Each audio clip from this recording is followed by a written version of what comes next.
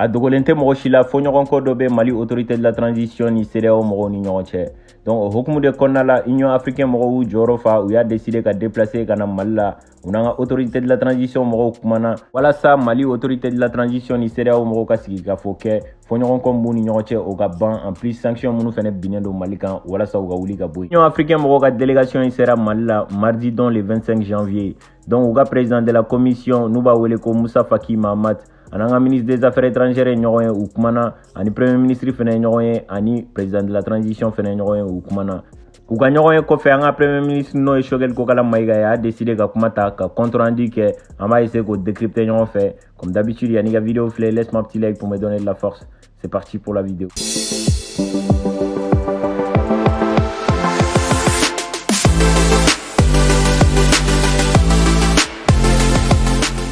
Sigi ka fɔ in kɔfɛ an ka premier ministre a décidé ka compte rendu bɛɛ kɛ an bɛn'o décrypter ɲɔgɔn fɛ. C'est parti. Yani Union africaine ka décision ta k'a fɔ k'u bɛna Mali la wagati dɔ kɛra Algérie tun bɛ fɛ ka intervenir Mali ni CEDEAO mɔgɔw ni ɲɔgɔn cɛ. Algériens y'a yira k'a fɔ k'an ka autorité de la transition ko maximum ka kalo 16 de kɛ fanga la c'est-à-dire san 1 ni kalo 4. Union africaine mɔgɔw tun b'o décision in soutenir c'est-à-dire olu fɛnɛ ko Mali autorité de la transition ko maximum k'u kana na tɛmɛ kalo 16 kan quoi. U ka ɲɔgɔn ye bannen Union africaine mɔgɔw ka président de la commission a ma kuma k'a yira n'a sɔrɔ a y'o proposer Mali ye tuguni n'a sɔrɔ Mali autorité de la transition sɔnna ma ou soit n'a ma sɔn a ma. U ka fɔ la a bɛna fɔ Union africaine mɔgɔw ka délégation nakun ye dɔrɔn de ka na Mali autorité de la transition lamɛn fɛn b'u bolo k'a ɲɛfu ɲɛna o la u t'a ɲɛfɔ CEDEAO ɲɛna. Ɲɔgɔn ye bannen a fɔra k'a y'i ɲɛsin Sénégal de ma donc a bɛ taa ani Macky Sall bɛ kuma. Premier ministre y'a yira k'a fɔ ko depuis don min o ni mɔgɔw ni Union africaine mɔgɔw y'an ka président de la transition wele k'a fɔ k'u bɛ fɛ ka kuma walasa ka solution sɔrɔ Mali problème la donc k'a jar'olu ye trop. Olu y'a ye k'a fɔ ko ni gɛlɛya sera yɔrɔ dɔ la ko Afrique jamana bɛɛ bɛ wuli k'u jɔ u sen kan ko parce que depuis indépendance taara Mali de kɛra jamana fɔlɔ ye k'a sɛbɛn a ka constitution kɔnɔna la k'a fɔ ko Mali pɛrɛnnen don k'a ka yɛlɛma hɔrɔnya to ye pour que farafinna jamanaw bɛɛ ka se ka fara ɲɔgɔn kan. Donc a seginna ka histoire kɔrɔ in de kan i n'a fɔ a b'a kalama cogo min n ye vidéo dɔ k'a kan n y'a expliqué ɲɛna k'a fɔ ko a y'a expliqué k'a fɔ ko wagati min na tubabuw tun bɛ ka na farafinna minɛ jɔnya la donc u ye mun kɛ ka jamana tɔw minɛ c'est-à-dire u ye kalo 6 kɛ ka jamana dɔw minɛ mais u nalen Mali la u ye mun kɛ ka Mali minɛ a bɛ san 30 bɔ u ma se k'u tɛgɛ da Mali kan o tɛmɛnen kɔfɛ u ye san 70 min fɛnɛ kɛ ka Mali mara o san 70 in kɔnɔna la tubabuw ma lafiya ni marakaw ma wuli bamananw bɛ wuli fulaw bɛ wuli dɔgɔnɔw bɛ wuli donc u ma lafiya o mara in bɛɛ kɔnɔna la a tilala ka yira tuguni ko Mali histoire ni jamana ninnu tɔw histoire tɛ kelen ye ko mɔgɔ man k'i ɲɛ don Mali la ko parce que n'a y'a jateminɛ farafinna jamana caman bɛ yen n'i y'a jateminɛ siya baden de bɛ minnu sources bɔra Mali la tɛmɛnen kɔfɛ a tilala ka yira tuguni k'a fɔ k'u ma fɛn faamuya ko maliyɛn tɛ sɔn jɔnya ma donc k'u ka Mali bonya u ka Mali ka yɛlɛma hɔrɔnya bonya n'i y'a bila i kunna k'a fɔ ko degun bɛ maliyɛnw kan ko élection de y'a solution ye k'i bɛ fili la k'a bɛ san 30 bɔ an bɛ élection na o bɛɛ la ɲɛ ma se ka sɔrɔ o kow la k'an filɛ nin degun kɔnɔ ni wagati in na a sɔrɔla élection de sababuya la parce que élection de kɛra k'o président sigi ni population wulila ka bila carré kɔnɔ k'a fɔ k'u k'o président bɔ yen ko pour que solution ka sɔrɔ kow la f'an ka jate de minɛ fɔlɔ bana minnu bɛ Mali la k'o banaw furakɛ ko banaw ye jumɛn a fɔlɔ ko ye lakanabaliya ye a tilala ka yira tuguni k'a fɔ ko 2013 yanni élection ka kɛ ko lakanabaliya tun bɛ nord de la Kidali ye donc ko an filɛ nin yɔrɔ min na bi Mali 80% c'est-à-dire n'i ye Mali bɛɛ sigi 100 sara la 80 bɛɛ lajɛlen banbaganciw b'a bɛɛ la ko maliyɛnw ko fo lakana de ka sabati Mali la donc ko ala barika la transition nalen kalo 10 in kɔnɔna la u sera ka mun kɛ san 30 kɔnɔna la Mali ma deli k'a kɛ k'a fɔ ko mɔgɔ baden de tun bɔra wagati dɔ la ka Mali armée tɔgɔ tiɲɛ donc ko hali dɔw tun bɛ président nɔfɛ u bɔra ka taa kɔ kan ka taa Mali armée tɔgɔ tiɲɛ k'a yira k'a fɔ ko ni marifa cira dɔrɔn Mali sɔrɔsiw bɛ boli caman bɛ yen u y'a fɔ ko Mali sɔrɔsiw tɛ se foyi la défilé ni coup d'état kɔ k'a caman bɛ yan k'ale b'u dɔn ko u caman tun bɛ bɔ kɔ kan ka taa journaux la ka taa Mali armée tɔgɔ tiɲɛ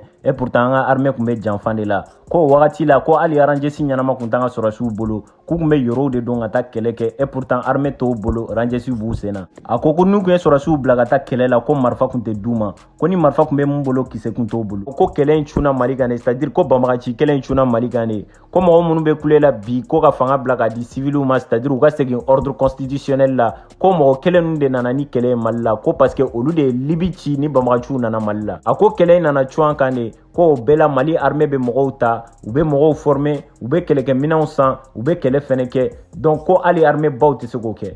ko odla ale be to k'a fɔ k'an ka armée faralen do diɲɛ armée baw kan a yira k'a fɔ k'an filɛ nin wagati min na kɛlɛminɛn dira an ka sɔrɔdasiw ma donc ko depuis coup d'état kɛra wagati min na le 18 août 2020 wagati y'a sɔrɔ président de la transition kun ye vice-président chargé des questions de défense de ko rectification de la transition kɛra wagati min na le 24 mai 2021 donc ko depuis o wagati la kɛlɛkɛminɛn min sanna ka dan ka sɔrɔdasiw ma a ɲɔgɔn ma deli ka san ka d'u ma san 30 in bɛɛ kɔnɔna la ko de kama bi an bɛ ka juguw faga an bɛ k'u ka baziw ci an bɛ k'u minɛ fɛnɛ k'an b'o la yɔrɔ min u nana ka muru turu an ko la pour que ka jamana dafiri k'u y'a kɛ de pour que ka jamana ɲɛmaw bagabaga pour que ka se ka jamana dafiri ko le 14 janvier 2022 maliens y'a yira c'est-à-dire Mali population a décidé ka bɔ ka manifester k'a yira CEDEAO mɔgɔw la k'a fɔ k'u ye décision ta u ma jɛn n'a ye a tilala ka yira tuguni k'a fɔ ko CEDEAO mɔgɔw ye sanction ta Mali contre la k'a tɛ sariya foyi kɔnɔ a tɛ CEDEAO mɔgɔw ka sariya kɔnɔ a tɛ ONU mɔgɔw ka sariya kɔnɔ en plus a tilala ka yira tuguni k'a fɔ ko convention dɔ bɛ yen ONU mɔgɔw fɛ mun b'a yira k'a fɔ ko mɔgɔ man ka sanction ta jamana contre la kɔgɔji tɛ jamana mun na k'u ka sira foyi to convention na u y'a décider ka sanction bin Mali kan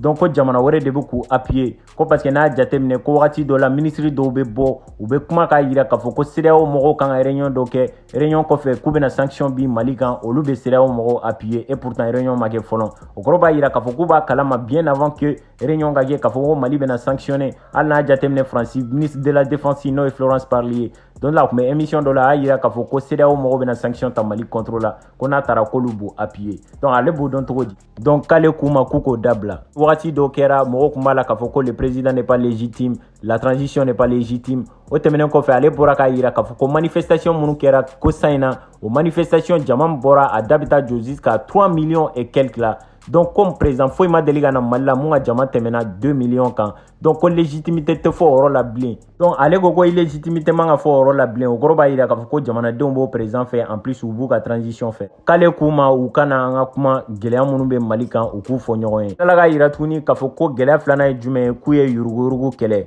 ko armée wari dunna de ko hali ala ma taa avion kun t'u bolo ko n'u taara kɛlɛkɛyɔrɔ la ni sɔrɔdasiw sara u tun b'u su bɛɛ don dingɛ kelen de kɔnɔ parce que avion kun tɛ yen ka t'u su transporter ka na n'u ye k'u su don dugu kɔnɔ ko ye armée ka côté de ko tɛ civiliw ka côté ye ko marché baw bɛ di ko a ka ca ko mais u bɛna exemple fila dɔrɔn de di k'i bɛ se ka sira dɔ ye sisan k'u b'a évaluer c'est-à-dire u b'a fɔ sira in dilanna miliyari 22 ko autorité de la transition nana négociation kɛ ni mɔgɔ ye minnu y'a marché sɔrɔ donc k'u bɛnna miliyari 12 de kan ko mɔgɔ minnu ye dɔ fara wari in kan olu mɔgɔ kelenw de bɛ ka kule bi ko transition ka ban le 27 février élection ka kɛ pour que civil kana fanga la ko wari caman bɛ bɔ Mali la ka taa ko kan a bɛ tila ka segin ka na tuguni k'a bɛ tilan mɔgɔw minnu ɲɔgɔn cɛ k'u b'a dɔn k'u tɔgɔw b'u bolo ko o mɔgɔ kelen de bɛ ka mɔgɔw sara pour que k'a fɔ ko transition ka wuli élection ka organiser ko parce que u tɛ fɛ maliens bɛ kɛlɛ min na kɛlɛ ka se a dan na o de la a dɔw bɛ t'u sigi CEDEAO la k'a yira k'a fɔ ko autorité de la transition bɛ ka homme politiques minɛ k'u bila kaso la donc k'olu ma homme politique foyi minɛ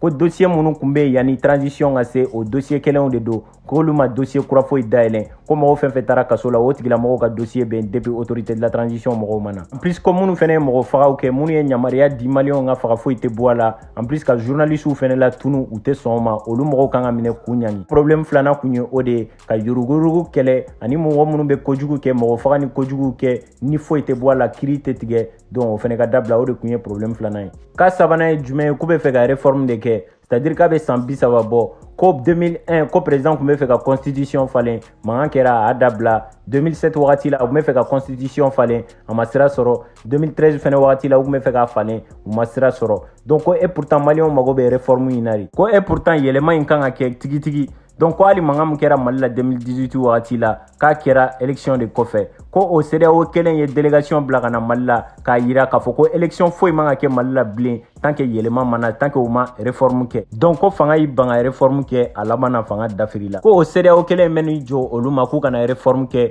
k'u ka taa élection na u ka président légitime sigi donc ko jamana dafiri la k'a to président légitime de bolo k'u b'a fɔ ko président légitime ye jumɛn ye ko président min tɛ se k'a ka jamanadenw lakana o tɛ président légitime ye o le ka choquer ka exemple ninnu de ka di ne ye trop a bɔra ka exemple dɔ di sisan a y'a yira k'a fɔ ko élection kɔrɔ tɛ ko yamaruya b'i bolo i k'i ka jamana ci donc ko élection kɛlen i n'a fɔ ko n'i ye permis bɔ k'a di chauffeur ma k'a ka taa mobili boli ko n'a taara mobili boli n'a tora ka accident kɛ ka mɔgɔw faga ko t'es obligé i bɛ permis minɛ a la a yira k'a fɔ ko peuple de ye permis tigi ye donc ni président sigira mandat in kɛlen i n'a fɔ ko permis de peuple de b'a d'a ma n'a ye layidu mun ta n'a ma se k'u ɲɛnabɔ u b'u ka permis minɛ a la donc ale ko k'u ka kan o de lajɛ ko n'i ye Mali problème bɛɛ kɛ élection ko ye ni élection kɛra coup d'état bɛna Mali la tuguni donc k'u tɛ fɛ o ɲɔgɔnna wɛrɛ de ka kɛ bilen u bɛ ka baara kɛ pour que k'o ɲɛnabɔ ka yuruguyurugu kɛlɛ ani ka kiiritigɛbaliya fɛnɛ kɛlɛ ko o ni fɛnɛ ka accord d'Alger la waleya k'a bɛ waleya ni hakilina jumɛn walasa Mali kana tilan a kɛra bi ye o a kɛra sini o a kɛra sinikɛnɛ ni ale ko n'u sera k'o ko ninnu ɲɛnabɔ o ko to u bɛ se k'o ɲɛnabɔ an maliyɛn damaw ni ɲɔgɔn cɛ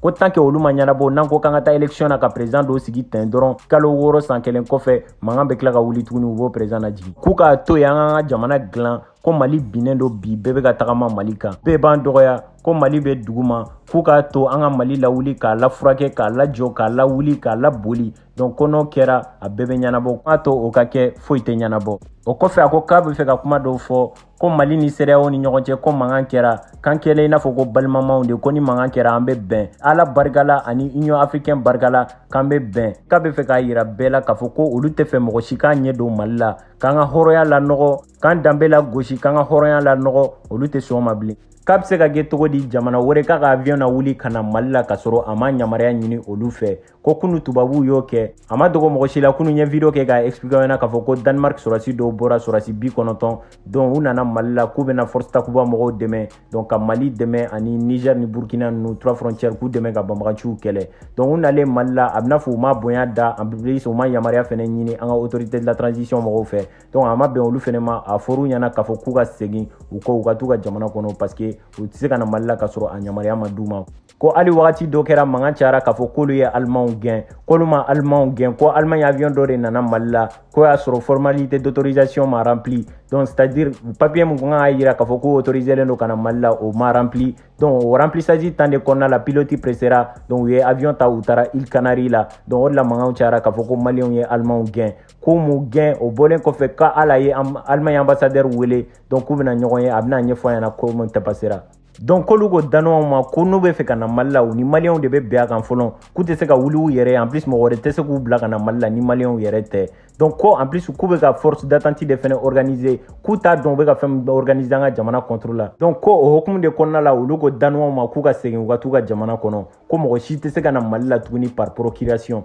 minnu tɛ procuration kɔrɔ dɔn ka mɔgɔ wɛrɛ bila ka fɛn dɔ k'i place la c'est à dire a bɛna fɔ mɔgɔ wɛrɛ de ko Danemark ka na Mali place la donc ko tɛ se ka kɛ bilen ni mɔgɔ min bɛ fɛ ka na Mali la i bɛ tɛmɛ maliyɛnw yɛrɛ de fɛ fɔlɔ parce que an ka jamana ka yɛlɛma hɔrɔnya b'an bolo an ka autorité b'an bolo i bɛ tɛmɛ an de fɛ fɔlɔ an bɛ autorisation d'i ma k'a fɔ ko i bɛ se ka na Mali la mɔgɔ si tɛ se k'i bila ka na Mali la bilen parce que n'a jateminɛ Faransi de ta ye takuba ye donc Faransi de ta ye Barkani ye Barkani mɔgɔw de ni takuba de bɛ baara kɛ ɲɔgɔn fɛ en plus takuba fɛnɛ bɛ Faransi ka commandement de kɔrɔ donc a bɛna fɔ olu de ye procuration kɛ ka u bila ka na Mali la ka sɔrɔ Mali autoritéw ma bɔ a kalama o de la u ko k'u ka segin ka taa ko tun bɛ kɛ kɔrɔlen de o tɛ kɛ bilen o banna ko Asimi ka fanga kɔrɔ k'o tɛ kɛ bilen ko n'i bɛna an ka jamana kɔnɔ an bɛ bɛn a la de i bɛna an ka jamana kɔnɔ i bɛna baara min fɛnɛ la an bɛ bɛn a kan n'a b'an arranger i bɛna n'a t'an arranger i tɛ na a ko k'a fɔ Union africaine mɔgɔw ɲɛna k'u k'a fɔ CEDEAO président ɲɛna k'a ka na Mali déstabiliser c'est à dire a ka na mankan wuli Mali la n'a ye mankan wuli Mali la fanga min bɛ n'a dafirila jamana bɛ dafiri ni jamana dafirila a yɛrɛ ma sigi ni mun ye a bɛ se a yɛrɛ ka jamana ma tilala ka yira tuguni k'a fɔ k'u bɛ mun fɔ Union africaine mɔgɔw ɲɛna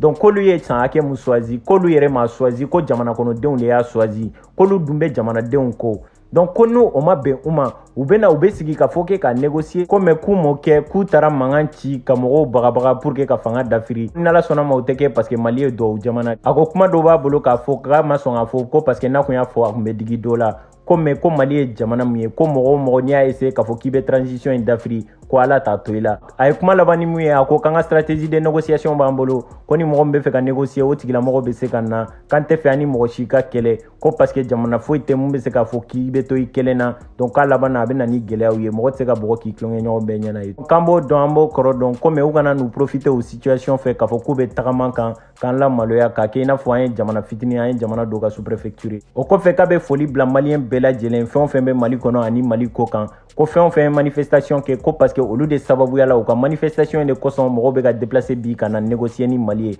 parce que déjà u y'a dɔn kɛlɛcogo foyi tɛ Mali la bilen population b'u kɔ donc olu ka kɛlɛ kun ye de an bɛ population défend parce que mɔgɔ dɔw bɛ yen u bɛ ka bɔnɛ bɛ d'u kan bɔnɛ bɛ ka da minnu kan n'olu yɛrɛ wulila k'a fɔ ko an bɛ k'olu soutenir bɔnɛ tɛ yen bilen dɛ donc o hukumu de kɔnɔna la a y'a yira k'a fɔ ko mɔgɔ minnu bɔra ka manifester olu de kɔma bi olu de kosɔn bi mɔgɔw bɛ ka déplacer ka na négociation ni fɛnw kɛ ko sinon k'a kɛra mɔgɔ caman kɔnɔ Mali kɔnɔ ani Mali kɔ kan donc k'a kun b'u kɔnɔ k'a fɔ ko ni sanction bina Mali kan dɔgɔkun kelen Mali tɛna se ka tenir donc Mali bɛ dafiri fanga bɛ bila o bɛ di civil mɔgɔw ma donc k'a bɛ maliyɛnw fo o la k'u waleɲuman dɔn parce que u ka wulikajɔ in de y'a to mɔgɔ wɛrɛ bɛ ka Mali bonya bi donc an ka continuer ka mobiliser an ka continuer ka déterminer donc ko fɔ Mali kura ka jɔ. Alors les gars, j'espère que a ye faamuya sɔrɔ u ka rencontre ni fɛnw na. N'a ye vidéo aimé, n'hésitez pas de liker, commenter, partager. An ɲɔgɔn sɔrɔ vidéo wɛrɛ la, c'était Cactus, prenez soin de vous, à la prochaine.